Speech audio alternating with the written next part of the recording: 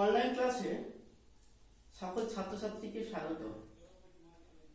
এখন আমি fourth sem honours ও general কোর্সের SEC পত্রের বিজ্ঞাপন রচনার উপর একটি ক্লাস নেব। তাহলে দেখো, বিজ্ঞাপন রচনার উপরে এর আগের দিন আমি একটা ক্লাস নিয়েছি, বা আমরা আগের দিন ক্লাসে যে সমস্ত বিজ্ঞাপন রচনা যে সমস্ত টপিকগুলো বা পাঠ্যসূচিগুলো আলোচনা করেছিলাম সেগুলি হলো বিজ্ঞাপন রচনা বা বিজ্ঞাপনের ধারণা, 2 বিজ্ঞাপন রচনার নিয়ম, 3 বিজ্ঞাপন রচনায় কোন কোন বিষয়ের উপরে নজর দেওয়া উচিত সেই বিষয় সম্পর্কে আলোচনা করেছি, এবং বিজ্ঞাপন রচনার গুণ সম্পর্কে আলোচনা করেছি। আশা করি তোমরা সকলে ওই 4টি বিষয় সম্পর্কে বুঝতে পেরেছ। তাহলে আজকে আমরা যে বিষয়ে আলোচনা করব, প্রথমত হচ্ছে কি বিজ্ঞাপন প্রচারের মাধ্যম, অর্থাৎ বিজ্ঞাপন রচনা করার পর সেটা কোন কোন ক্ষেত্রে ব্যবহৃত হয় বা কিভাবে সেটা প্রচার করা হয় সেই সম্পর্কে জানবো, এবং বিজ্ঞাপনের শ্রেণী সম্পর্কেও জানবো। প্রথমে এসো বিজ্ঞাপন প্রচারের মাধ্যম। বিজ্ঞাপন প্রচারের মাধ্যম হচ্ছে প্রথমত হচ্ছে দৃশ্য বিজ্ঞাপন। আচ্ছা, দৃশ্য বিজ্ঞাপন মানে কি? দৃশ্য বিজ্ঞাপন মানে হচ্ছে যে বিজ্ঞাপনগুলো আমরা শুধুমাত্র দেখি। কোনগুলো সেগুলো? সেগুলো হচ্ছে যেমন হোর্ডিং হতে পারে, পোস্টার হতে পারে, লিফলেট হতে পারে, ব্যানার হতে পারে। তার কারণ লিফলেট, ব্যানার, হোর্ডিং, পোস্টার এগুলো শুধুমাত্র আমরা চোখেই দেখতে পাই, কোনো না কোনো দেওয়ালে সেগুলো দেওয়া থাকে, শুধুমাত্র সেগুলো দেখতে পাই, সেগুলোকে বলছে কি দৃশ্য বিজ্ঞাপন। 2 নম্বর মাধ্যম হচ্ছে কি দৃশ্য এবং শ্রাব্য বিজ্ঞাপন, অর্থাৎ সেই বিজ্ঞাপনটা আমরা দেখব এবং সেই বিজ্ঞাপনটা আমাদের কর্ণগোচরে আসবে বা আমরা সেই বিষয়টা আমরা শুনতে পাবো। তাহলে সেগুলো কি কি? না তো সেগুলো হচ্ছে তোমার যেমন টিভি, রেডিও, মাইক প্রচার, শুধুমাত্র টিভি, অর্থাৎ টিভিতে কি করি আমরা? টিভিতে আমরা কোনো একটা বিজ্ঞাপন আমরা দেখছি এবং সেই বিষয়টা সম্পর্কে আমরা শুনতে পাচ্ছি, সেটাকে বলছে কি দৃশ্য এবং বা দৃশ্য শ্রাব্য বিজ্ঞাপন। 3য় নম্বর হচ্ছে কি শ্রাব্য বিজ্ঞাপন। তাহলে শ্রাব্য বিজ্ঞাপন কি? না তো যে বিজ্ঞাপনগুলো আমরা চোখে দেখতে পাবো না, অর্থাৎ কোনো দেওয়ালে লেখা থাকবে না বা দেওয়ালে সেটা আটকানো থাকবে না, শুধুমাত্র সেটা আমরা শুনতে পাবো। যেমন মাইক প্রচার, রেডিও, বা রাস্তা দিয়ে কোনো হয়তো ফেরিওয়ালা যাচ্ছেন, সেই ফেরিওয়ালার যে হাঁক বা ফেরিওয়ালা যে তার পসরা বা তার জিনিসপত্র বিক্রয়ের জন্য তিনি যে হাঁক দিন, সেই হাঁক, রেডিও, মাইক এই সমস্ত প্রচারধর্মী বিষয়গুলোকে বলছে কি শ্রাব্য প্রচারধর্মী বিজ্ঞাপন, অর্থাৎ এই বিজ্ঞাপন গুলো শুধুমাত্র আমরা শুনতে পাই। এবার এসব বিজ্ঞাপনের শ্রেণী। 1 হচ্ছে ব্যক্তিগত বিজ্ঞাপন।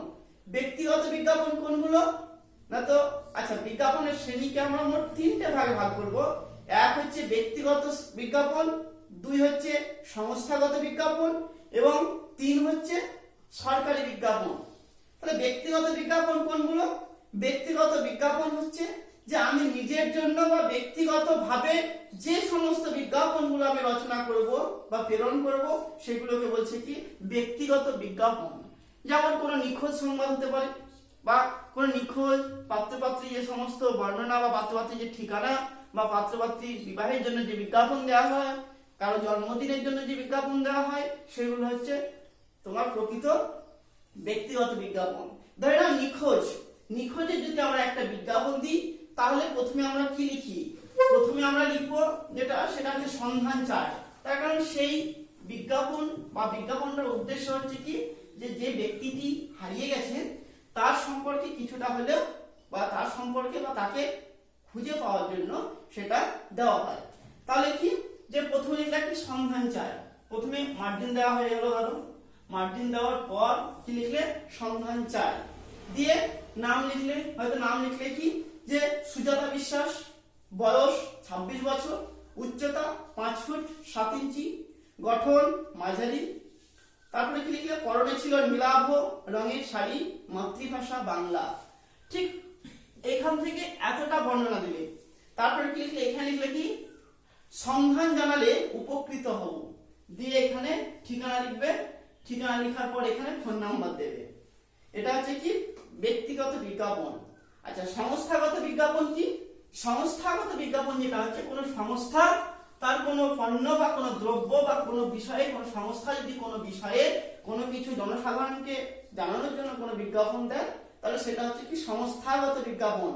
যেমন ধরে নাও স্বেচ্ছায় রক্তদান শিবির, কোনো একটা সংস্থা সেটা স্বেচ্ছায় একটা রক্তদান শিবিরের আয়োজন করেছে। যেমন কি না, তো হয়তো রক্তদান শিবির বিষয়টা কি, প্রথমে লিখলে কি এখানে মানুষের পাশে মানুষের সাথে, মানুষের পাশে মানুষের সাথে, এখানে লিখি বহরমপুর এনজিও সংস্থা, অর্থাৎ বহরমপুর এনজিও সংস্থা, কোন একটা এনজিও সংস্থার নাম দিতে পারো বা সরাসরি এনজিও সংস্থা হিসেবে উল্লেখ করতে পারো, সেই এনজিও সংস্থা এটাকে প্রচার করছে। দিয়ে কি লিখলে, এখানে লিখলে বহরমপুর এনজিও সংস্থা আয়োজিত, বড় করে লিখবে এখানে কি স্বেচ্ছায় রক্তদান শিবির, দুটো চিত্র এখানে দিয়ে দিলে, এখানে দুটো চিত্র দিয়ে দিলে হলো সুন্দরভাবে। তারপরে এখানে দিলে কি তারিখ, এখানে সময়, তারিখ দেওয়া হলো, সময় দেওয়া হলো, দিয়ে নিচে এটা মার্জিন বা কিছু চিহ্ন দিয়ে সুন্দরভাবে এইভাবে একটা দিয়ে দাগ দিয়ে লিখলে কি যে রক্তদান জীবনদান, কিছুটা ছেড়ে দিয়ে লিখলে কি রক্তদান মহৎদান। এগুলো হচ্ছে সংস্থাগত বিজ্ঞাপন, বা এগুলো অনেক সময় সরকারি বিজ্ঞাপন হতে পারে। দেখো সরকারি জনসাধারণ বা এই সরকারে যদি সেগুলোকে প্রচারের জন্য যদি ব্যবহৃত করে, তাহলে সেটাকে সরকারি বিজ্ঞাপন বলা যায়।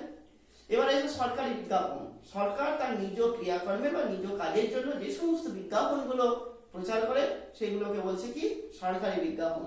সরকারি বিজ্ঞাপনকে আমরা অনেক রকম ভাবে ভাগ করতে পারি। এক হচ্ছে জনস্বার্থে প্রচারিত বিজ্ঞাপন। ধরে নাও কোন এলাকায় আর্সেনিক মুক্ত যে সমস্ত টিউবওয়েল আছে, সেই টিউবওয়েল দ্রব্য কেনার জন্য একটা বিজ্ঞাপন বা একটা দরপত্র আহ্বান করছে সরকার বা সরকারি হিসেবে। কি লিখছে সেখানে একটা মার্জিন দিলে, মার্জিন দেওয়ার পর লিখলে কি আগামী 15/4/2020 এর মধ্যে 10টি আর্সেনিক মুক্ত টিউবওয়েলের দ্রব্যাদি ক্রয়ের জন্য সিল করা খামে দরপত্র আহ্বান করা হচ্ছে।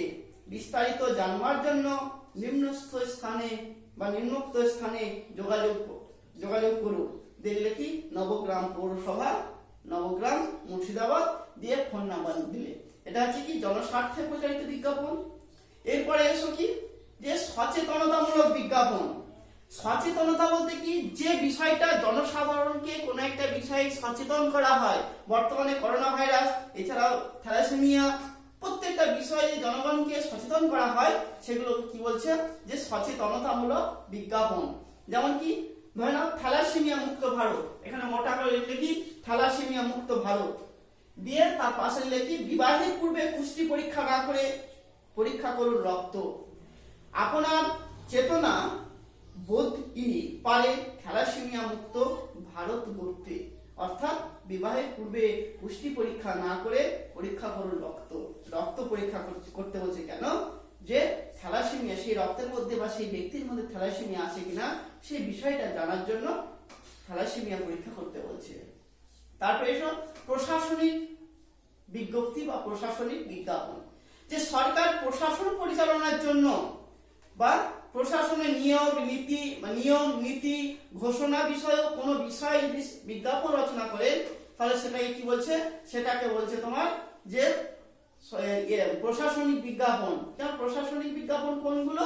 যেমন হয়তো কোনো টেন্ডার বিষয়ে কোনো কিছু টেন্ডার বা কোনো বিভিন্ন স্থানে টেন্ডার গুলো দেওয়া হয়, সেই টেন্ডার গুলোকে বলছে কি যে প্রশাসনিক বিজ্ঞাপন বা প্রশাসনিক বিজ্ঞপ্তি, বা কোন রকম কোন নিয়োগের ক্ষেত্রে যেগুলো দেওয়া হয়।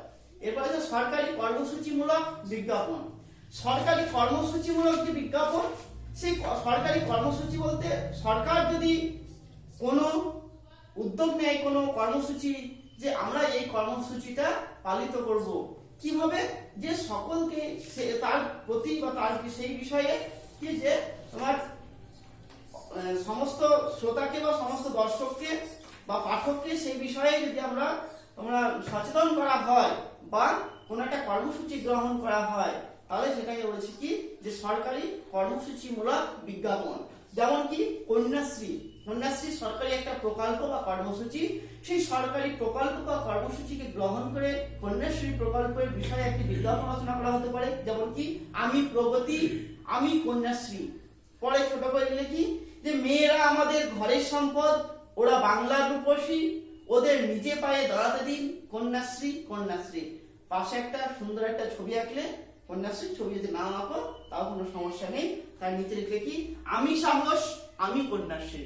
তার নিচে সুন্দর করে লিখলে প্রচারে পশ্চিমবঙ্গ সরকার বা পশ্চিমবঙ্গ সরকার কর্তৃক প্রচারিত। তোমরা বাড়িতে ভালো থেকো, সুস্থ থেকো। আজকে এই পর্যন্ত, ধন্যবাদ।